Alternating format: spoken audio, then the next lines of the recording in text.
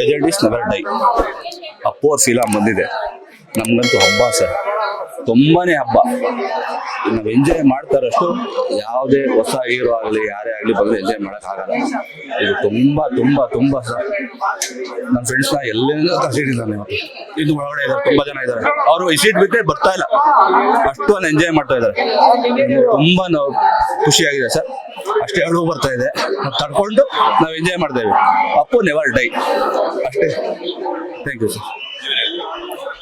ಏನಿಲ್ಲ, ಅವ್ರನ್ನ ನೋಡೋದೇ ಒಂದು ಖುಷಿ ಸ್ಕ್ರೀನ್ ಮೇಲೆ ಅಷ್ಟೇ. ಅವರು ಇರ್ಬೇಕಿತ್ತು ಅಂತ ಹೇಳ್ಬೋದು ಅಷ್ಟೇ. ಬಟ್ ಅದನ್ನ ಎಕ್ಸ್ಪೀರಿಯನ್ಸ್ ಮಾಡೋದೇ ಒಂದು ತುಂಬಾ ಖುಷಿ ಆಗುತ್ತೆ. ಆ ಸ್ಕ್ರೀನ್ ಮೇಲೆ ಹಳೆ ಫಿಲಮ್ ಇರ್ಬೋದು, ಬಟ್ ಇವಾಗ ನೋಡ್ತಾ ಇದ್ರು ಅದು ಅಷ್ಟೇ ರಿಚ್ ಆಗಿದೆ, ಅಷ್ಟೇ ಹೊಸದಾಗಿದೆ ಕಾಣಿಸ್ತಾ ಇದೆ. ಆಗ್ಲೇ ಅವರು ಆ ತರ ಮಾಡ್ತಾ ಇದ್ದವ್ರು. ಈಗಿನ ಯಂಗ್ಸ್ಟರ್ಸ್ ಅವ್ರನ್ನ ನೋಡಿ ಕಲಿಬೇಕಂತ ಹೇಳ್ತಾ ಇದ್ದೀನಿ ಅಷ್ಟೇ.